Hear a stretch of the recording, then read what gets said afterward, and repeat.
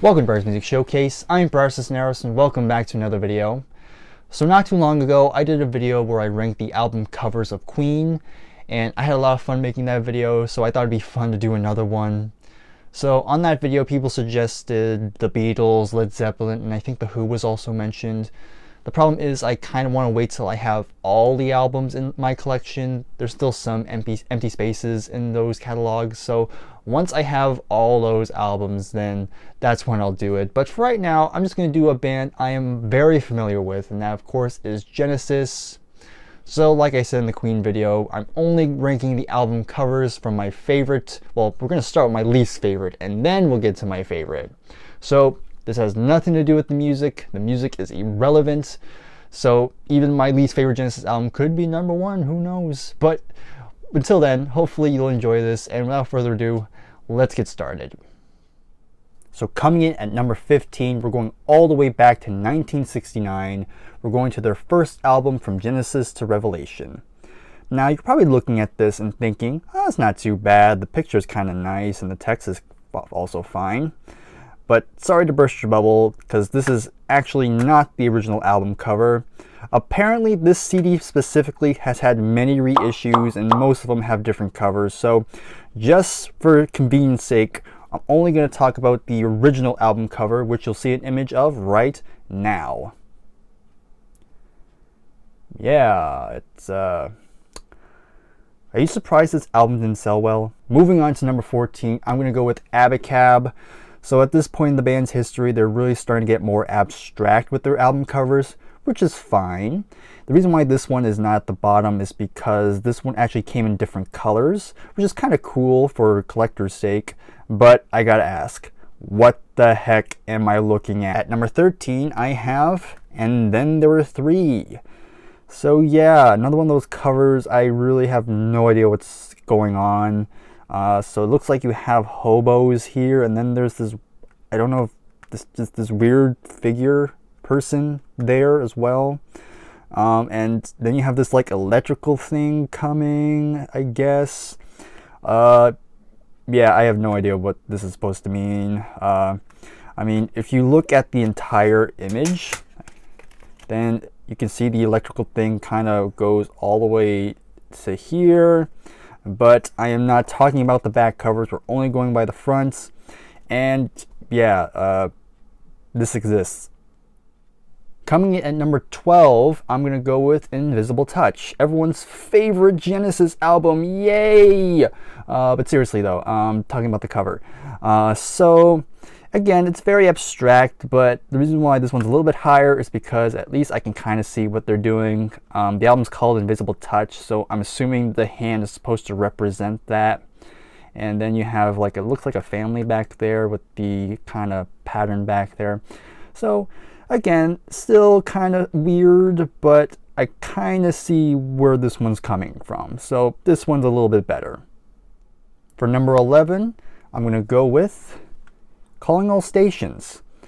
My least favorite Genesis album, but the cover is not too bad.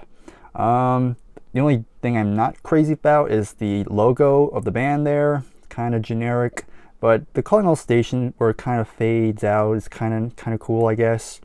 And it has this kind of, I don't know, kind of, I guess it's trying to be symbolic. You have this figure here in the center of this like swirl. I'm not sure if this is supposed to be water or something like that. I'm going to assume it's water because on the inside it's blue and it looks like water, so that's what I'm going with. And it kind of fits with the song Shipwrecked if that's supposed to be the case. So let me just see. Yeah, I feel like this kind of represents shipwreck, maybe uncertain weather as well. But yeah, boring album, but the cover is decent, so not too bad.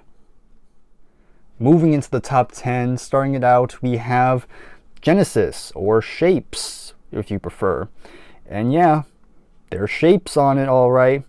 I do kind of like the golden yellow color, though.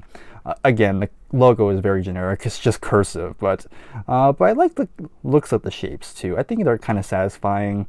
I don't know, kind of reminds me of those, like, you know, that game where you put the blocks in the holes if they fit or not. But yeah, kind of nice. It's kind of a nice little design. I don't know why they use shapes, but it's whatever. But again, still kind of decent. At number 9, I'm going to go with We Can't Dance. I kind of really like the watercolor look to it, especially this image here. Looks like there's a father and son. I mean, I've read before that the original album title was supposed to be Father and Son, but they changed it to the single We Can't Dance, which is kind of a shame because I think it kind of fits the cover a lot better. But I kind of wish this image was a lot bigger though, because you have a lot of this dead space here, and you have the logo and the title, yes, but again, there's still like this whole area you could put something there, but that's just me.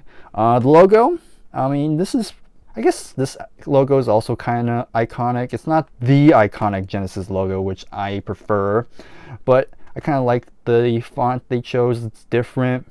The We Can't Dance part is that's the generic part. It's just standard text by the looks of it. But it's a nice little cover. I really like it. So from here on out, all the covers on here are pretty good. So for number 8, I'm going to go with Trespass. So this is their second album and the first one to be done by Paul Whitehead. And I think this is a pretty good cover. I like the blue background to it, and it has this very Renaissance romantic look to it, which I kind of like. And I do like the Genesis logo here. I think that looks kind of cool. Kind of wish it was a little bit bigger, but it's whatever. And Trespass is also in that same font, which is nice. Again, the only thing is that I think this is more known for the back cover, because if you open it up, you see the line here, but it's actually supposed to be a slash by the knife. And the reason that is that it's supposed to kind of represent the band at this point. They have this pastoral, lush production, but they can get a little heavy sometimes, and that's simplified by the final song, which, like I said, is called The Knife. So overall, pretty nice cover. Again, very good, but there's going to be a lot more that I think are better. So let's keep on moving. At number 7, we're going to go with Trick of the Tail. This was kind of tough to rank because it's kind of minimal. There's not a whole lot going on to it, but I think in this case, the minimal approach kind of helps, because you have all these little figures here, which I'm going to assume are kind of supposed to represent certain themes that are throughout the album. So you have this like witch-like figure. You have this like robber, robbery, assault. What's his name? Robbery, assault, and battery. So yeah, and you also have a little devil figure, I guess. I forgot what this one's specifically called, but you know what I'm talking about. And I do kind of like the logo and the title kind of written here. I think it's placed pretty well. Again, there's not much about it, but it's kind of pleasing to look at. It's not quite S-tier level album cover, but pretty good for what it is. So yeah. Next, at number 6, I'm going to go with Wind and Wuthering. I can see this one being put lower because, again, there's not much to it. But the reason why I have it pretty high for me is because I kind of like the atmosphere it's trying to portray. And I think the album cover really summarizes the music itself. It kind of has this very atmospheric, kind of chilling mood to it. So you have this like very foggy, kind of winter-like landscape with this lone tree here. And I really do love this part. You have the logo and the name of the album kind of doing like a crossword puzzle thing. And I like the looks. It's supposed to be like a tree branch there. That's kind of a really nice touch. Again, I can see this one being lower, but I kind of like what they did here. So yeah, that's for me. Moving into the top 5, we have Duke next. Again, very minimal, but I kind of like the art style here. This little cartoon type of thing. You have this figure here just looking out the window, just looking at the moon. I don't know why, but I've always kind of liked that. Again, it kind of reminds me of my youth, when you just look out the window when you have trouble sleeping, I do like the font choice they did, again, kind of keeping in true with the art style that they're going for. yeah, I just don't know. I don't know what else to say about it. But yeah, it might be due to the fact that this was my first Genesis album I bought, so I'm kind of, you know, I don't know if it's biased, but yeah, I've enjoyed this cover. So yeah, I'm happy with this being in the top 5. So these top 4 are all S tier in my opinion. So let's talk about Nursery Crime.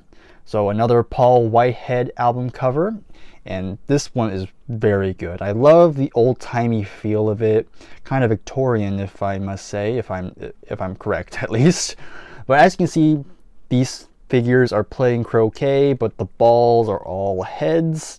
I don't know the symbolism to it, but it kind of really does match the vibe of the album, especially the musical box. I feel like this perfectly captures that feeling. And there you have the iconic logo that I like the most. Just I like the font of it. And yeah, it has a very, again, like I said before, it has this old-timey feel and is all in this kind of yellowish greenish tinge to it, which I kind of dig. So yeah, very good S tier album cover. So coming in at number 3, I'm gonna go with Selling England by the Pound, which is kind of ironic because the song that's playing right back there is a song from the album. See, there you go. There's Peter. Look at him go. By the way, he's singing I Know What I Like in Your Wardrobe, which, funny enough, this is what the album cover is supposed to represent, because as you can see, there's a lawnmower there. So yeah, it's kind of a nice little touch there. So this is the first album without Paul Whitehead. They actually had a different artist. The artist was Betty Swanwick, if I remember correctly. And the original image actually didn't have the lawnmower. It was actually a kind of a black and white image. But when the band went to her and asked if they can use it but add a lawnmower, she went ahead and redid it. And there you go. That's it. So it's green. I love green. It's probably my favorite color. So again, I'm going to be biased towards it. But yeah, kind of an interesting look to it. There's this figure here kind of resting on a bench. Then you have these looks like these rich people kind of doing their own thing, kind of ignoring him while he's kind of resting there. Pretty sure that's supposed to represent something, but yeah, I'm sure there's people who are more experts on this than me. But yeah, I really enjoy this cover. You know, it doesn't have the Genesis logo on the previous ones, but I think it's fine. I think it's perfectly fine the way it is. So yeah, that's number 3 for me. This was tough, but at number 2, I'm gonna go with The Lamb Lies Down on Broadway. So this was done by Hypnosis, and this was very cool because they actually put in scenes from the album. So obviously there's a part where the main character is in the rapids, and then you have this part where he's in a chair, and then there's a little empty space here, and that's supposed to be him. So he kind of went from this image and kind of is just looking back at this whole thing. And of course these two images are intertwined because they're grasping each other's hands there. Very cool. I really like it. I really like it. It really does represent the album very well. And I like the logo too. It kind of has this Roman look to it, which is kind of nice. And you have the title right below it. Just well placed, I think. And it has a very white look to it. Very black and white, which is kind of a contrast to the previous ones, which had lots more color. But here they went for more just a black and white image, which is kind of nice. I really enjoyed this very much. So it's number 2 for me, but there's only one number 1. So let's just go right into it right now. So my number 1 favorite Genesis album, if you've been doing any sort of cross-elimination, then it's got to be Foxtrots. And of course I have my CD copy, but it's already back there, so why not go ahead, pick it out. So let me just take it out of the sleeve here, and then we can take a look at it much more closely. So look at that. I've always loved this cover. I have no idea why. I just really love the painting. It's just very cool. Again, there's the logo once again, that logo that I love a lot, and Foxtrot's in that similar font as well. Very cool. And of course, the most notable image is that you have the fox lady right here, which is kind of a common thing with the band, especially Peter Gabriel, who actually dressed as this figure on stage. I'll probably put an image on there right now, but that's kind of where it kind of originated, which is kind of nice. Then you have a little whale here. It's kind of cute like that, and I want to say that's like a submarine by the looks of it, if I'm correct.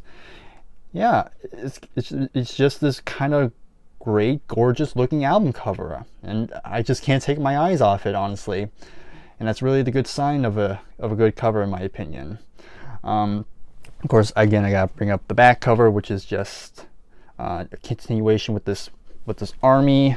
Then you have the Easter egg to Nursery Crime, which I'll show real quick. So again, that's like a little Easter egg to it, which is kind of cool. And then you need to open it up, get the whole image. It's hard to do it like this, but you get the idea.